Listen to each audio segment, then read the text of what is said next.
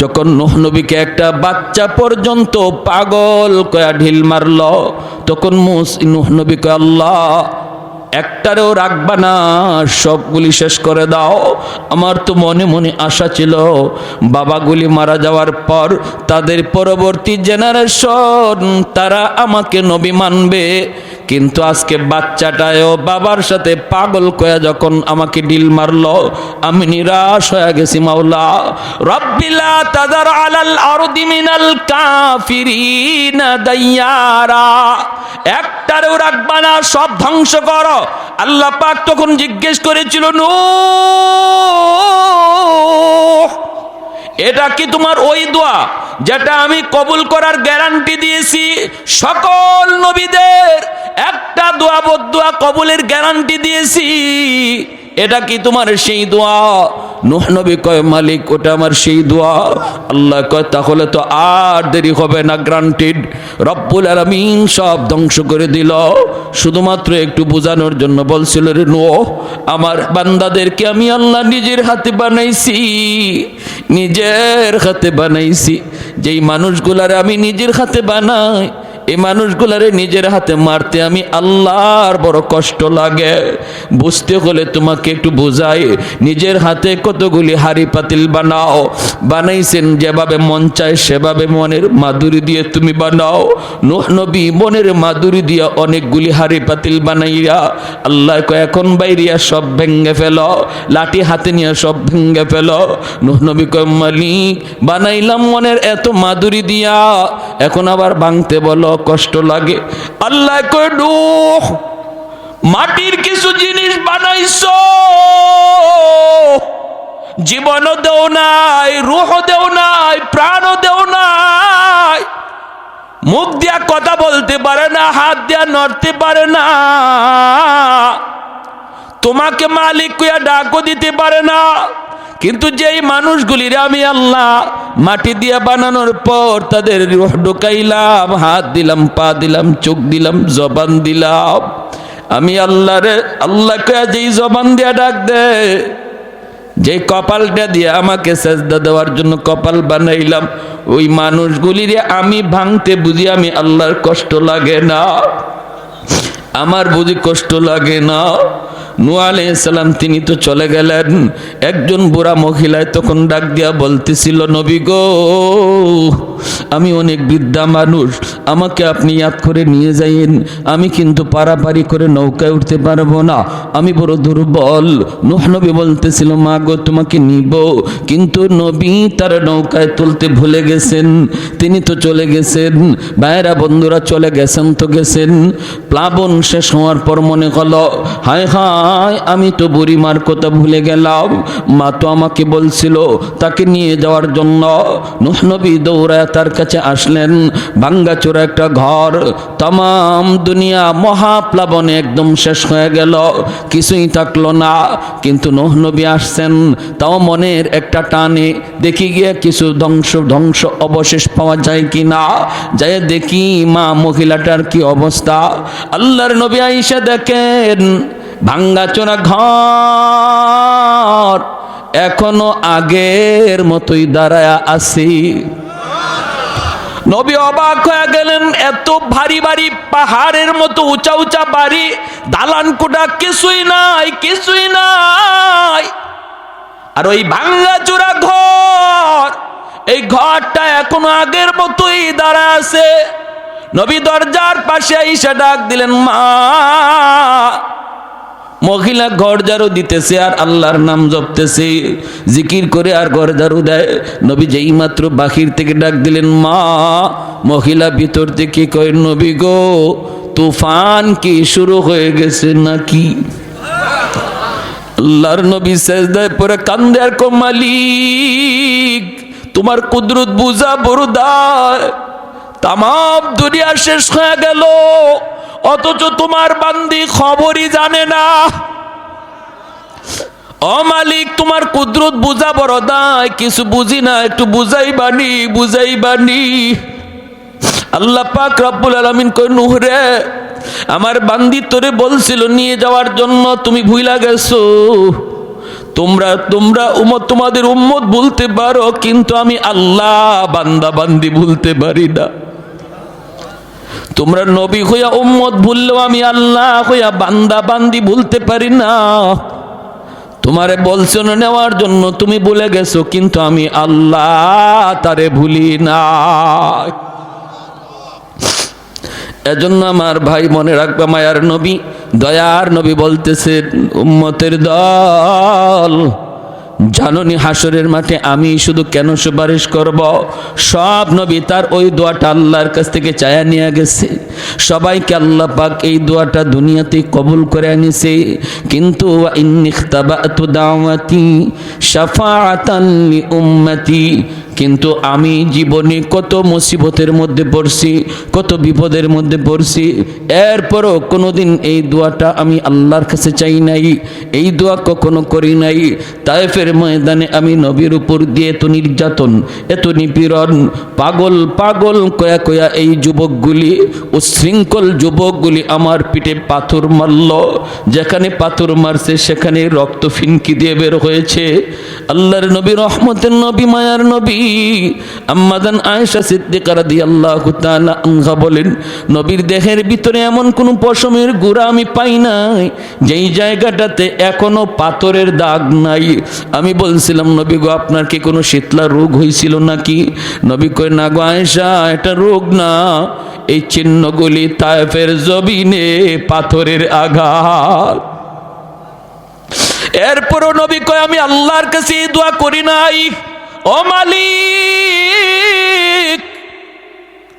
যেটা কবুল করার গ্যারান্টি দিছো এটা দিয়েই ওদেরকে ধরো, এমন বলি নাই। বরং দুইজন ফেরেশতা ঈসা পাহাড় চাপা দিয়া মারতে চাইলো। এরপরও নবী কয়, আল্লাহুম্মা হদি কওমি ফাইন্নাহুম লা ইয়ালামুন, আল্লাহ আমার কওম বুঝে না, আমারে চেনে না, আমারে চেনে না, ওদের পরবর্তী জেনারেশন বাচ্চা কাচ্চা আমারে চিনব। আল্লাহ তুমি যদি শেষ করে দেও তাহলে আমার কথা শুনবো কেডা? আমি কাদের মাঝে দাওয়াতের কাজ করবো, কাদেরকে তোমার কথা শুনাইমু? না মালিক, তুমি এদের উপরে রাগ কইরো না, গুসা কইরো না, ওরা আমাকে চিনে না, কিন্তু ওদের সন্তানগুলি আমি নবীকে চিনব। মায়ার নবী, দয়ার নবী কয়, আবু জাহেল আমার মাথা থেকে রক্ত ঝরাইছে, 2 বছর 2.5 বছর জেলখানায় বন্দী, পরিবারের সমস্ত সদস্য নিয়া শিয়াবে আবি তালিবের ভিতরে আমার নবী বন্দী। 1 বছর নয়, 2 বছর 2.5 বছর। বাচ্চা কাচ্চাগুলি খানার অভাবে কি খাইব, সারাদিন সারা রাত নবী বলেন কান্না করছে। আল্লাহর নবীর চাচা আবু তালিব তিনি ঈমান আনেন নাই, কিন্তু ওই শিয়াবে আবি তালিবের কারাগারে আবু তালিব বন্দী। মক্কার মানুষগুলি নবীকে যারা যারা সাপোর্ট করছে নবীর বংশের, ওদের সবাইকে এক ঘরে করে ফেলছে। বাহির থেকে খানা দানা বন্ধ, পানি আসা বন্ধ, কথা বলা বন্ধ। কয় যারা বন্দি অবস্থায়, এরা কারা? বন্দি অবস্থায় মুসলমানও আছে, অমুসলমানও আছে। কারণ যারা অমুসলমান এরা নবীর গায়ে কাউকে হাত তুলতে দেয় না। যেমন নবীর চাচা আবু তালিব ঈমান আনে নাই, কিন্তু বলছে মক্কার কাফির, শুন, আমি চাচা আবু তালিব থাকতে বাতিজার গায়ে টাচ করতে পারবা না। এজন্য আবু তালিবের সাথে তার বংশের, তার গোষ্ঠীর যেই মানুষগুলা ঈমান আনে নাই কিন্তু নবীকে সাপোর্ট দিছে, নবীর গায়ে হাত তুলতে দেয় নাই, ওই সবগুলি মানুষ একসাথে ওরা বন্দি করে ফেলছে। 2.5 বছর নবী বন্দিখানায়, পরিবারের বাচ্চাগুলি কান্নার রোল, বাচ্চাগুলির কান্নার আওয়াজে আকাশ বাতাস বাড়ি হয়ে আসছে। মায়ার নবী বলেন, মহিলারা বুকের দুধ খাওয়াবে বাচ্চাকে, খানার অভাবে, পানির অভাবে বুকের দুধ শুকায় গেছে। গাছের পাতা খায়া খায়া আমি নবী চলছি। তখনও আমি আল্লাহর কাছে ওই দোয়া করি না, আল্লাহ একটা দোয়া কবুলের গ্যারান্টি তুমি দিছো, বিপদ থেকে উদ্ধার করো। এত বড় মুসিবত আমি নবীর উপর দিয়া গেছে, তবু আমি শেষ অস্ত্রটা সারি নাই, এটা রাখছি। ইন্নী ইখতাবাতু দাওয়াতি, লুকায় রাখছি, আমি কেউরে দেখাই নাই। এই শেষ অস্ত্রটা আমি কাউরে দেখাই নাই, সবচেয়ে পাওয়ারফুল অস্ত্রটা আমি কাউরে দেখাই নাই। কেন দেখাই নাই জানুনি? শাফাআতাল্লি উম্মতি, হাসরের ময়দানে আমার গুনাহগার উম্মতের জন্য ওই দুয়ার উসিলায় সুপারিশ করব। আমার জাহান্নামী উম্মতের জন্য আমি সুপারিশ করব, বিপদগ্রস্ত উম্মতের জন্য আমি সুপারিশ করব। এজন্য আমি এই দোয়াটা সবসময় লুকায় রাখছি। ভাইরা আমার, হাসরের ময়দানে আমার নবী, রহমতের নবী, তিনিও দাঁড়ানো থাকবেন। হযরত আদম আলাইহিস সালামকে আল্লাহ পাক রব্বুল আলামিন অনেক উঁচু একটা দেহ দিবেন, তাল গাছের মতো আদম আলাইহিস সালামকে দেখা যাবে। সুবহানাল্লাহ, জোরে কোন। আদম আলাইহিস সালাম এত উচ্চতার গর্দান হবে, গোটা হাসরের ময়দানটা আদম আলাইহিস সালাম দেখতে পাবেন। আল্লাহর নবী বলেন, হঠাৎ করে বাবা আদম আমাকে ডাক দিবেন, ইয়া আহমদ, ইয়া মুহাম্মদ। আমি ডাক শোনা মাত্রই বাবার সামনে দৌড় দিয়া হাজির। আমি বলবো কেন ডাক দিলেন? তখন আদম আলাইহিস সালাম বলবেন, বাবা মুহাম্মদ, ওই যে দেখো জাহান্নামের গেটের পাশে নিয়ে গেছে একজন মানুষকে, হাত করা লাগাইয়া, পায়ে বেরি লাগাইয়া। আহমদ, তার দিকে আমি তাকাইছি, তার নমুনায় বোঝা যায় সে তোমার উম্মত। একটু পরে জাহান্নামে ফালায় দিব। যাও, আমি বলতেছি তুমি তাড়াতাড়ি দৌড়ায় যাও, তারে যায় বাঁচাও। আল্লাহর নবী, রহমতের নবী বললেন, বাবা কেমনে বুঝলেন? তিনি বললেন, গুররাম মুহাজ্জালিনা মিন আসারিল ওযু, আমি দেখতেছি তার অজুর অঙ্গগুলি চমকাইতেছে। আমি দেখতেছি তার অঙ্গগুলি চমকাইতেছে। হাসরের ময়দানে এই উম্মতের অজুর অঙ্গগুলি শুধু চমকাবে, আর কোন নবীর উম্মতের অঙ্গ চমকাবে না। এজন্যই চমকানো দেখলেই মানুষ বুঝে ফেলবে ইনি আখেরি নবীর উম্মত। আদম আলাইহিস সালাম বলবে, যাও যাও। আল্লাহর নবী বলেন, আমি সাথে সাথে কোমরের মধ্যে আমার গামছা দিয়ে একটা বান দিব জোরে দৌড় দেওয়ার জন্য। নবী বলেন, আমি দৌড় দেওয়ার জন্য প্রস্তুতি নেব, এমন জোরে একটা দৌড় দিব ফেরেশতাদের সাথে আমি পারতেছি না, ওরা তো নিয়ে যাইতেছে। পিছন থেকে ডাকতেছি আর দৌড়াইতেছি, ফেরেশতারা থাম থাম থাম, আমার একটু দেখায় নাও। আমি দৌড়তেছি, দৌড় দিতে যাই, আমি মাঝে মাঝে পইরা যাই, সেখান থেকে আবার উঠে আবার দৌড় দিই। ফেরেশতারা আমার কথায় তারা কান দেয় না। একজনকে আল্লাহর নির্দেশ, তারে তাড়াতাড়ি জাহান্নামে লয়ে যাইতাম, আল্লাহর কথার অমান্য করতে পারবো না। মায়ার নবী আবার পিছনে দৌড়াইতেছেন আর ডাকতেছেন, ফেরেশতারা ডাক শোনে না। এক পর্যায়ে আল্লাহর নবী নিরাশ হয়ে গেছেন, নবী বসে গেছেন, আর বুঝি বাঁচাইতে পারলাম না। আসমানের দিকে হাতটা উঠাই আল্লাহর নবী চোখের পানি জড়ায়, আল্লাহ তুমি না বলছিল হাসরের ময়দানে আমারে কান্দাইবা না, আমি যা চাইমু তুমি তা দেবা। আল্লাহ তোমার ফেরেশতারা আমার ডাক শুনে না, তোমার ফেরেশতারা আমার কথা শুনে না গো মালিক। আমি এত ডাকতেছি, ওরা আমার ডাক শুনে না। আল্লাহ পাক ফেরেশতাদেরকে বলবে, ইয়া মালাইকা। আল্লাহ তখন ডাক দিবে, ফেরেশতারা থাম, পিছনে আমার বন্ধু দৌড়াইতেছে, একটু পিছনে তাকা, পিছনে হাবিবুল্লাহ, আমি আল্লাহর বন্ধু। সাথে সাথে ফেরেশতারা থেমে যাবে। আল্লাহ নবী, রহমতের নবী কাছে যাবেন, যায় বলবেন কি হয়েছে তার? কই নেকির পাল্লা হালকা, গুনার পাল্লা ভারী। আল্লাহর নবী বলবেন আবার আমার সামনে একটু দাড়িপাল্লা ওজন দাও। ফেরেশতারা আবার যখন দাড়িপাল্লা ওজন দিবে, নেকির পাল্লাটাতে মায়ার নবী তার কালেমার কাগজ নবী নিজের হাতে দিয়ে দিবে। এই কাগজের টুকরাটা রাখা মাত্রই নেকির পাল্লা ভারী হয়ে যাবে। कौनैन मुख्तार खुदा तुमको बनाया, कौनैन मुख्तार खुदा तुमको बनाया, उम्मत का निगाहबान खुदा तुमको बनाया,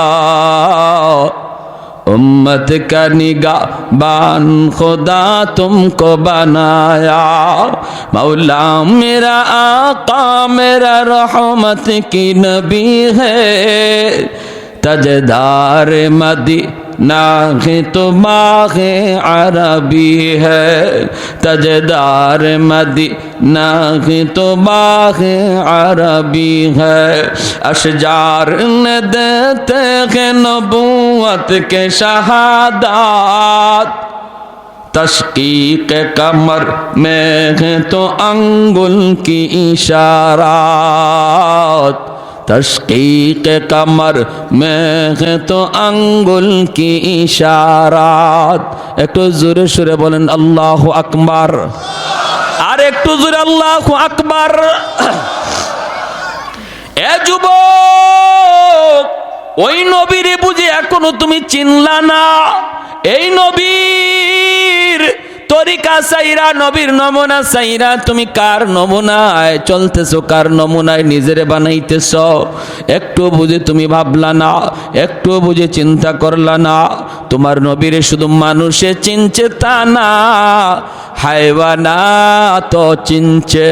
যখন সুবহান, আমার নবী রহমতের নবী মাত্র দুনিয়া আসছেন, মক্কার পাশের এলাকা থেকে মহিলারা মক্কার উদ্দেশ্যে রওনা দিল, বাচ্চা পয়সার বিনিময়ে নিয়ে যাবে। তখনকার সময়ে সিস্টেম ছিল। অসুবিধা হইতেছে আপনাদের? মনোযোগ আছে কার কার? একটু হাত উঠে আল্লাহকে দেখান। আল্লাহ তুমি প্রতিটা হাতকে কবুল করো, জোরে বলি আমিন। যুবক মনোযোগ দিয়ে শোনো, নবীর কাহিনী শোনো, নবীর ঘটনাটা শোনো, দিলের ভিতরে একটু মহব্বত বসাও। হইছে তো আর কত, অনেক হইছে তো, এখনো সময়। চোখের সামনে দেখতেছো বয়স, তোমার বয়সের যুবক কবরে শুয়ে গেছে, লেখাপড়ার সাথে শুয়ে রয়েছে, খেলার সাথে কবরে শুয়ে রয়েছে, নিজের বন্ধুরে নিজেই কবরে রাখছো।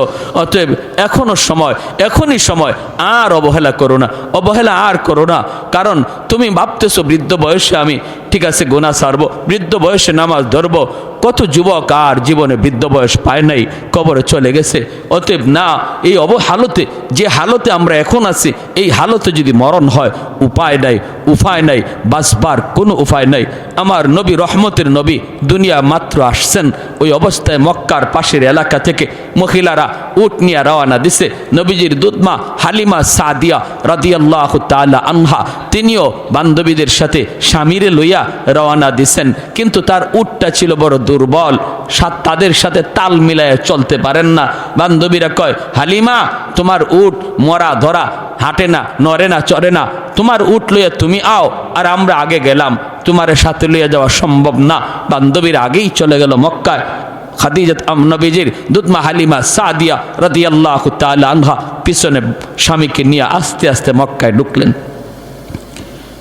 ওই মহিলারা আগেই মক্কায় ঢুইকা ধনীর সন্তানগুলা তারা আগে ভাগেই দখলে নিয়ে নিল। আল্লাহর নবীর দরজার সামনে যায় যেই মাত্র নক করে, নবীজির আম্মা ভিতর থেকে বলেন, হ আমার সন্তান আছে, তোমরা নিবানি? ওই মহিলারা কয়, বাপ আসেনি, বাবা আসেনি। যখনই নবীর মা বলেন, না আমার মোহাম্মদ ইতিম, আমার মোহাম্মদের বাবা নাই, জন্মের আগেই বাবা মারা গেছে। মহিলাগুলি কয়, না না তাহলে নিমু না, পয়সা বেশি মিলবে না, বাপ নাই যার, এতিম পোলা টাকা পাইমু কেমনে, না নেওয়া যাবে না, চলে গেছে। আল্লাহর নবীর মা আমেনা তিনি একদম নিরাশ হয়ে গেছেন, এতিম বিদায় বুঝি আমার ছেলেকে কেউ নিবে না। ওইদিকে নবীজির দুধমা হালিমা সাদিয়া রাদিয়াল্লাহু তাআলা আনহা, তিনি তো আসলেন, দরজার পাশে এসে নক করলেন।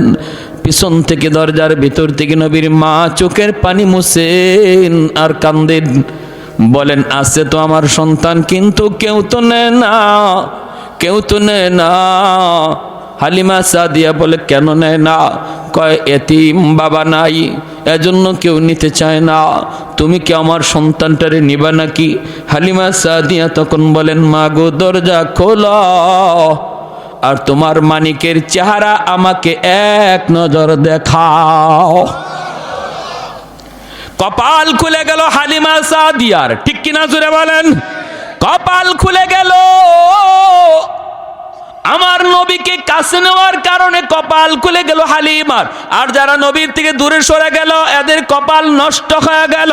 আজকে আরবের মানুষকে যদি জিজ্ঞেস করা হয় ওই মহিলাগুলি কারা, এদের নাম কি, যারা নবীকে এতিম জানার কারণে নেয় নাই, এরা কারা, এদের নাম কি, বংশ পরিচয় কি, বাপের নাম কি, আরবের মানুষ বলবে চিনি না। আমরা তো আগেই বলবো চিনি না, চিনি না, জানি না। কিন্তু যদি বলা হয় আমার নবীকে এতিম জানার পরও যিনি দুধ পান করাইতে নিয়ে গেলেন ওই দুধমার নাম জানোনি, বাংলার মানুষটাও বলবে নবীর দুধমার নাম হালিমা সাদিয়া। তাম পৃথিবীর সমস্ত মুসলমান বলবে হালিমা সাদিয়া।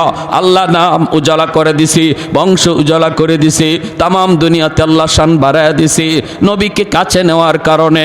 আজ উম্মত মনে রাখো, কারে তুমি কাছে টানতেছো, কারে তুমি দূরে সরায় দিতেছো। আমার নবীর কাছে যেই আসছে তারই আল্লাহ দামি বানায় দিছে। উটের পিঠে নিয়ে উঠবেন নবীকে লইয়া। হালিমা সাদিয়ার স্বামী ডাক দিয়া কয়, হালিমা গো কিছু পাইছনি? এরা তো আগেই ঢুকে গেছে, ওরা তো নিয়ে নিছে, তুমি কিছু পাইছনি? হালিমা সাদিয়া বলেন, স্বামী গো কিছু না গো, কিছু না। চেহারা কানা একবার দেখো, চেহারায় কয় আমরা সব পায়া গেছি। কারণ আমার নবীর চেহারা দেইকা হালিমা সাদিয়া অবাক হয়ে বলতেছিলেন, আমেনা কি সন্তান তুমি জন্ম দিছ, তোমার মানিকের মতো এত সুন্দর, এত সুন্দর আমি হালিমা জীবনে কোথাও দেখি নাই। আমেনা বলতেছেন, তুমি কেমনে দেখবা? আমি মক্কায় থাকি, তোয়াফ করার জন্য খানায় কাবায় পৃথিবীর বিভিন্ন দেশের পরিবার সহ আসে। আমি আমেনা জীবনে এত সুন্দর সন্তান, এত সুন্দর বাচ্চা আমি দেখি নাই। আল্লাহ আমারে যে মানিক দিছে, আল্লাহ পাক রব্বুল আলামিন জিব্রাইল দেখে, জিব্রাইল আমার বন্ধুর সৌন্দর্যের প্রশংসা শুরু হইছে। আমেনাও বুঝি দেখছে না, হালিমাও দেখছে না, তুমি জিব্রাইল দেখছো নি? আমার বন্ধুর মতো এমন আরেকজন।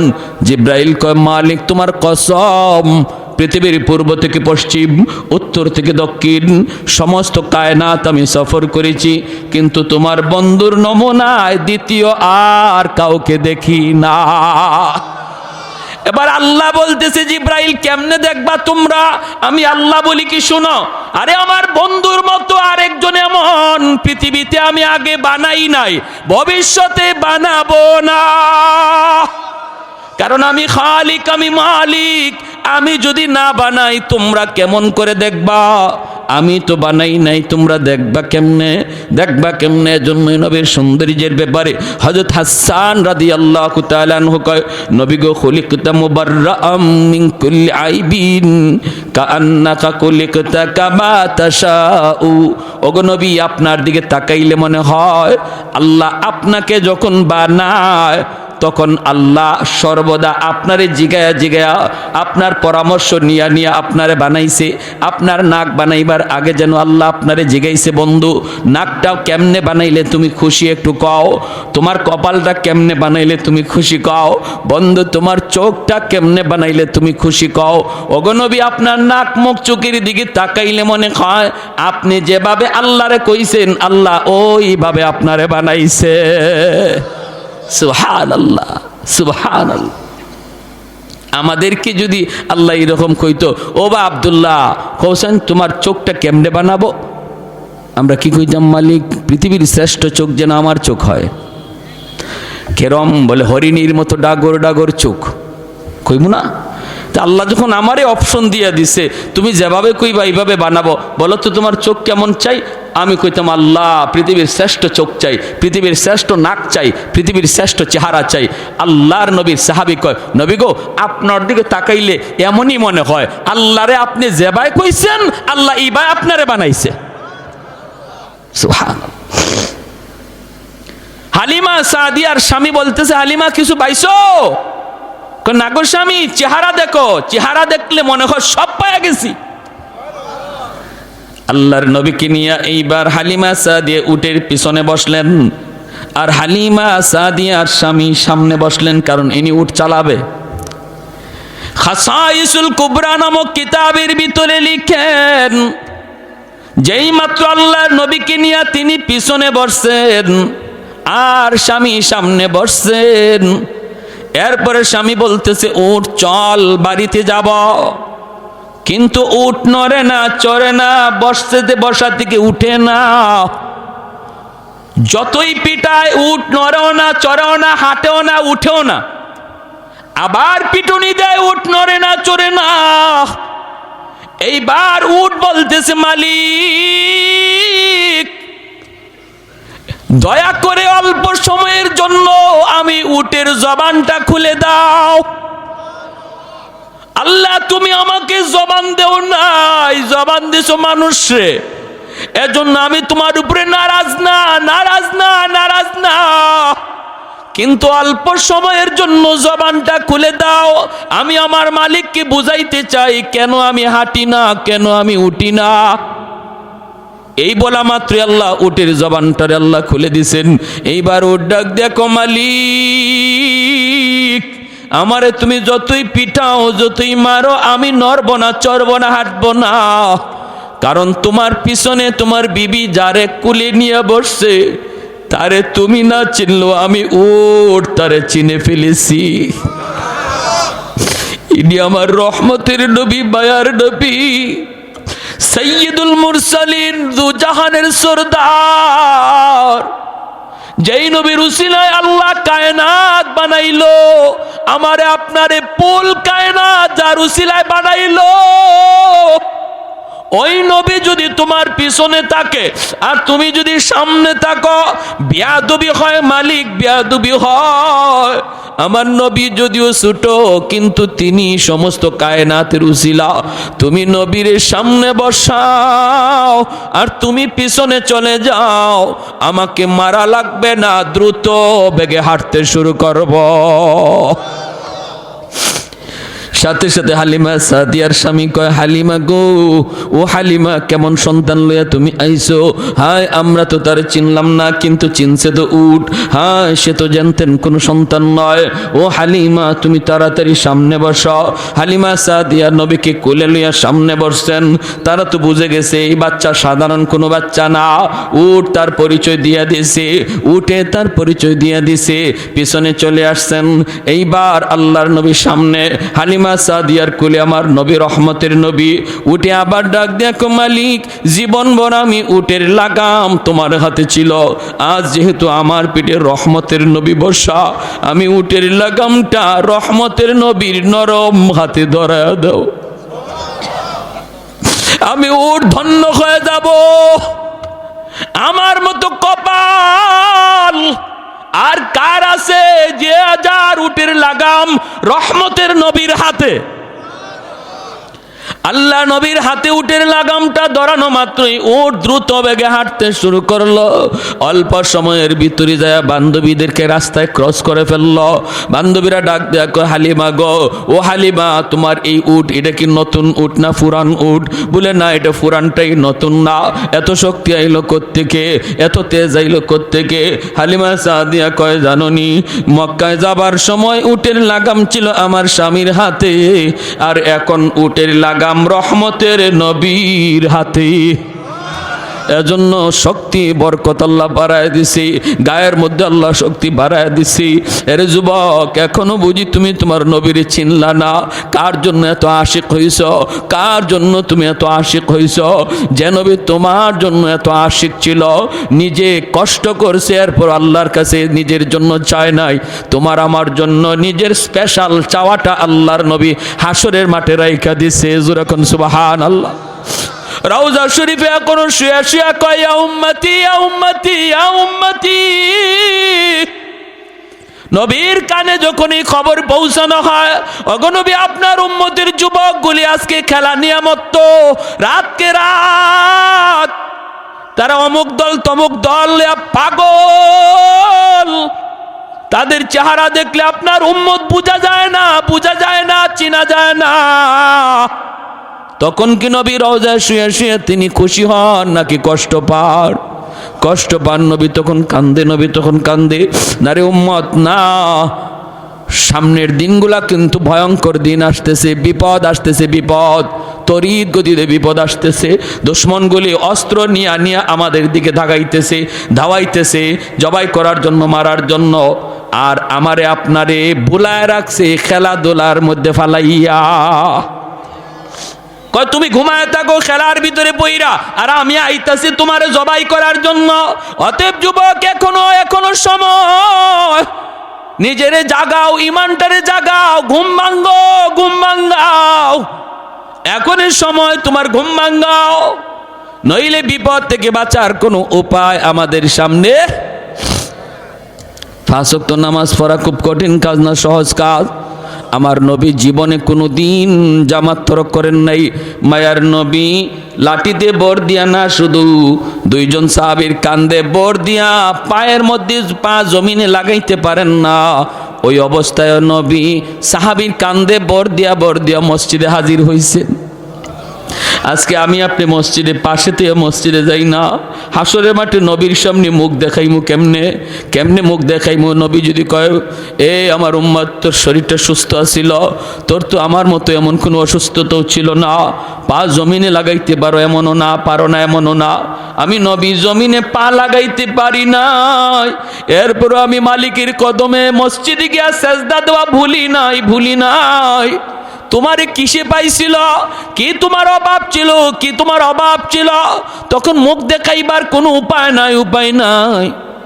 নবী যদি বলে তোমার জন্য বুঝি আমি নবী উহুদের ময়দানে দান শহীদ করছিলাম, আমি নবী তায়েফের জমিনে রক্ত ঝরছিল তোমার জন্যই, আর তোমার দ্বারাই আজকে ইসলাম এত ক্ষতিগ্রস্ত হয়েছে, তোমার দ্বারাই বুঝি আমার রেখে যাওয়া ইসলামের এত ক্ষতি হয়েছে। জবাব দেওয়ার মতো উপায় নাই। যে মানুষগুলি হাসরের মাঠে আল্লাহকে দেখার পর আল্লাহর কদমে সেজদা দিব, এরা দুনিয়াতেও আল্লাহরে সেজদা দিছে। জোরে কন্যা সুবহানাল্লাহ। আল্লাহ হাসরের মাঠে তার কুদরতি কদম মোবারক আল্লাহ পাক হাসরের মাঠে প্রকাশ করবেন। আর প্রকাশ করার পর আল্লাহ পাক এই পা দেখকেই হাসরবাসী মানুষ, ইমানদার মুমিন যারা, এরা আল্লাহর দেখকেই সেজদায় পড়ে যাইব। কিন্তু কিছু মানুষ এরা সেজদা করতে চাইব দেখা দেখি, কিন্তু পারবে না, পিছন দিক দিয়ে উপর হয়ে পড়ে যাবে। আবার চেষ্টা করবে, আবার পিছন দিকে পড়ে যাবে, আবার চেষ্টা করে পড়ে যাবে। আল্লাহ এবার বলবে বান্দারে কি হয়েছে তোর? তখন কইব মালিক আমি তো তোমার সেজদা দিতে চাই, পারি না। কেন পারো না? আল্লাহ আমার পিঠ বাঁকা হয় না, মেরুদণ্ডের হাড় লোহার মতো শক্ত হয়ে গেছে। আল্লাহ পাক রব্বুল আলামিন কইব বান্দারে দুনিয়াতে যদি আমি আল্লাহর পায়ের সামনে, আমি আল্লাহর কুদরতি কদমে তোর পিঠটা বাঁকা করতি, আজ হাসরের মাঠেও তোর পিঠ বাঁকা হইতো। তোমার কি কষ্ট লাগে? কয় মালিক কষ্ট লাগে, চোখের পানি ঝরতে ঝরতে রক্ত বের হবে, রক্ত। ও মালিক কষ্ট লাগে, আমার বন্ধু তোমারে সেজদা দেয়, আমি পারি না। পাশের বাড়ির প্রতিবেশী তোমারে সেজদা দেয়, আমি পারি না।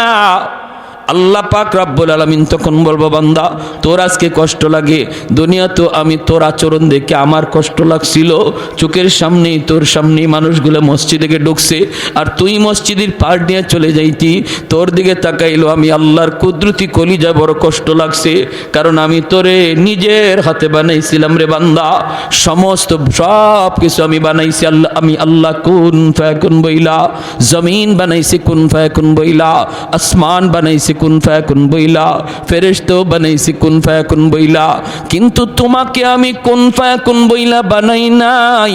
তোমাকে যখন বানাইছি খালাকতু বিয়াদাইয়া, আমি আল্লাহ নিজের হাতে তোমারে বানাইছি। কারণ তোমার এই চেহারার ভিতরে এত দামি কপাল, যেই কপাল দিয়া তুমি আমার কুদরতি কদমে সেজদা দিবা, এই কপালটার এত দাম, এত দাম।